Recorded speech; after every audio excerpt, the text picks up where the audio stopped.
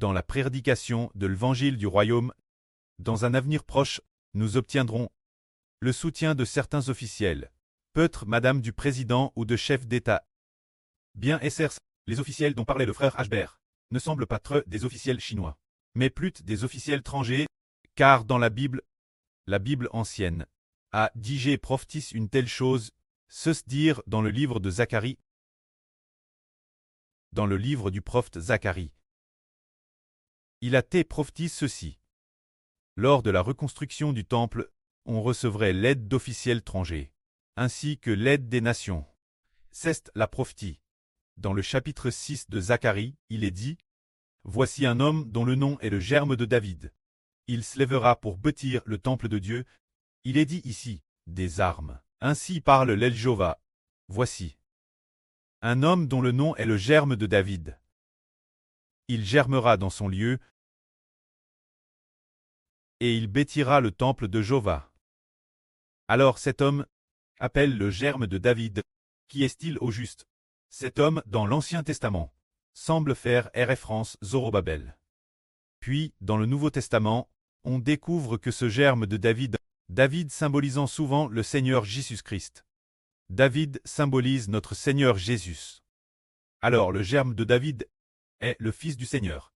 Le frère Ashbert a dit, ce qui signifie que un homme appelle le germe de David, germera de son propre lieu, et bâtira le temple de Jova, c'est-à-dire que le frère Ashbert se élevera pour bâtir Jova, le temple de notre Dieu. Ce moment-là, il est dit qu'il bâtira le temple de Jova. Il portera la gloire. Il s'assiera sur son trône et dominera. Il sera aussi sacrificateur sur son trône. Et un conseil de paix existera entre les deux. C'est-à-dire que cette personne qui bâtit le temple, il est la fois sacrificateur, et chef d'État, la fois roi et sacrificateur. Nous comprenons que lors de la rédaction du livre de Zacharie, il s'agissait de Zorobabel, mais Zorobabel n'était ni sacrificateur, ni roi. Par conséquent, le germe de David mentionne ici est le frère Ashbert, le fils du Seigneur Jésus-Christ. L'avenir, le frère Ashbert sera la fois roi et souverain sacrificateur, ce qui signifie qu'il établira la paix entre ces deux fonctions. La paix et la concorde. Il est dit aussi, ceux qui sont loin viendront et travailleront au temple de Jova.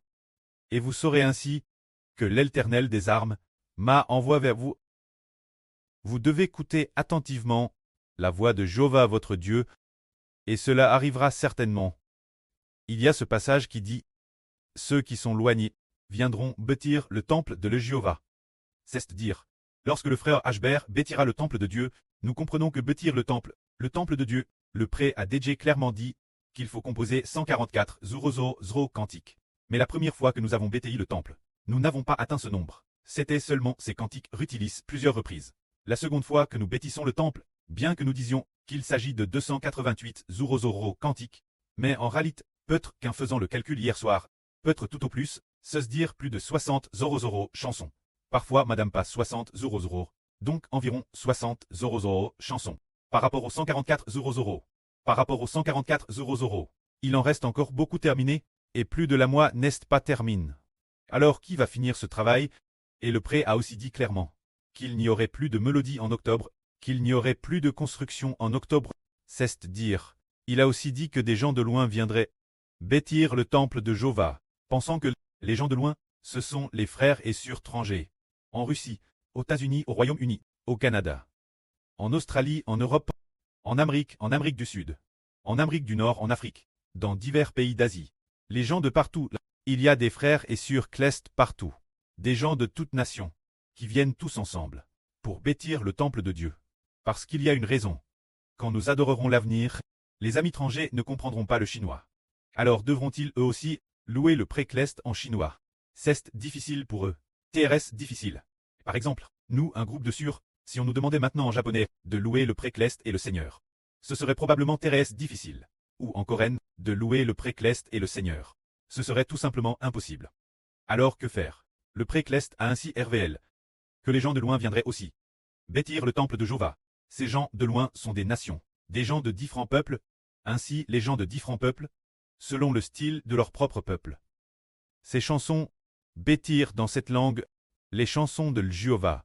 Btirno, chansons pour le précleste et le Seigneur Jésus-Christ. En utilisant simplement nos mélodies, notre guise. La mélodie ne change pas les paroles. Quant aux paroles, exprime avec précision, le début de chaque phrase est au nom de. Nous déclarons au nom du Seigneur Jésus-Christ, ce genre de début. Et puis, la mélodie que nous utilisons ne change pas. Le contenu des paroles est de glorifier le nom du précleste et du Seigneur. Rendre témoignage au HBE. Bêtir des chansons de cette manière est conforme la volonté de Dieu. C'est ainsi que c'est accompli. Ce qui est dit que les gens de loin viendraient aussi bâtir le temple avec nous. Il semble donc que nous 6, après avoir terminé en septembre, mi-septembre, après cela, ce sera le ministre de l'Évangile, puis le pré-Louis suscitera des nations, pour qu'elles viennent avec nous bâtir ensemble le temple de Dieu. Ce qui est merveilleux, c'est ce que le frère Chibo va raconter. Une chose merveilleuse, qui est que les nations viendront bâtir le temple de Dieu, afin que le nombre total de chansons atteigne 144 Zurozoro pour cela. Il y aura des souverains des nations, des chefs d'État des nations, des présidents ou des dirigeants nationaux. Ces dirigeants nationaux qui vont avec nous aidera nos frères et sœurs, car dans l'Ancien Testament, la construction du temple se trouve dans le livre d'Esdras. Lorsque Zorobabel a construit le temple, une chose s'est produite. Tout d'abord, il y avait un souverain, étranger nommé Cyrus, qui a promulgué un décret national ordonnant aux Israélites de quitter Bagdad, la capitale de Babylone, pour retourner chez eux. De retourner à Jérusalem pour bâtir le temple. C'était l'empereur de l'époque, l'empereur de Perse Cyrus. Ce Cyrus, il a ainsi promulgué le décret officiel de l'État de l'Empire perse. L'empereur Cyrus a eu le cœur touché par l'Éternel Dieu. Ainsi il a fait une proclamation dans tout le pays, et a publié cette décrète. Ainsi parle Cyrus, roi de Perse. Il dit ceci: Jéhovah, le Dieu des cieux, m'a donne tous les royaumes de la terre, et il m'a charge de lui bâtir une maison à Jérusalem, en Juda, qui d'entre vous appartient, du peuple de Jéhovah, qu'il monte à Jérusalem, en Juda, et qu'il bâtisse la maison de l'Éternel, le temple de Jéhovah Dieu. C'est dire qu'il a promulgué un décret d'État, pour permettre au peuple de retourner bâtir le temple. De plus, il a également décrété que les offrandes du peuple soient offertes pour construire la maison de Dieu, C'est le tout premier souverain païen. Soutenir les Israélites. Les Judens pour retourner bâtir la maison de Dieu, le premier souverain étranger. C'était Cyrus de l'Empire perse. Alors, nous disons que Cyrus de l'Empire perse pourrait bien symboliser aujourd'hui. Le président américain Donald Trump pourrait symboliser le président américain Donald Trump. Quand on parle de dirigeants de nations trang soutenant la reconstruction du temple, les frères et sœurs ont entendu Iber dire à Hervé plusieurs reprises.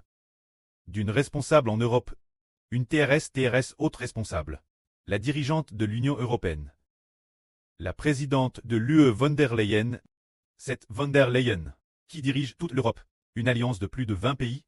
C'est un peu comme s'il s'agissait d'un seul pays. Ainsi, cette dirigeante les dirigeants de plus de 20 pays, se réunir, toutes les réunions étaient présidées par von der Leyen. Et les dirigeants des autres pays, ils coûtaient tous. Et le prêt à RVL que von der Leyen était notre sûreté. Il a aussi dit que nous avions ouvert une avenue de la vie, une avenue de bénédiction. Cette avenue de bénédiction, c'est le frère Iber, la sœur Jaouane, et les frères et sœurs qui l'ont ouverte ensemble. Et puis il a te dit que cette avenue avait un grand rapport avec la sœur von der Leyen. Qu'elle avait un grand rapport, se dire que cette avenue est l'avenue de l'Évangile, cela signifie donc que, pour l'instant, bien qu'elle ne marche pas encore avec nous, et ne nous connaisse pas, cette surtrangre. Le preux, la DJ, prépare pour nous. Ainsi donc, l'étranger, se dire les pains, construire le temple avec nous. Il y a aussi des gentils, qui soutiennent l'œuvre de l'Évangile, concernant le livre de Zacharie. Ici, il y a propos de ce livre d'Esdras, enregistre un tel événement, en plus de l'empereur de l'Empire perse, Cyrus. Parmi ses descendants, l'un de ses descendants a également succédé en tant qu'empereur. Le fut, c'est peut-être son descendant, un descendant de 3 ou 4 générations plus tard. Ce descendant appelle le roi Artaxerxes. C'est peut-être son petit-fils, ou son arrière-petit-fils, ou quelque chose comme le roi Artaxerxes a promulgué un décret national pour soutenir les Juifs dans la construction du temple. À l'époque, la construction du temple a pris beaucoup de temps. Sans très achevé alors. L'empereur de ce pays a publié un décret disant, cet empereur a dit de faire don de l'argent de Elta, 100 talents d'argent, soit 3,42 kg, 3,42 tonnes, 22 litres de blé, 200 litres de vin, 100 baths d'huile, c'est le décret national, et il y avait aussi ses dons personnels.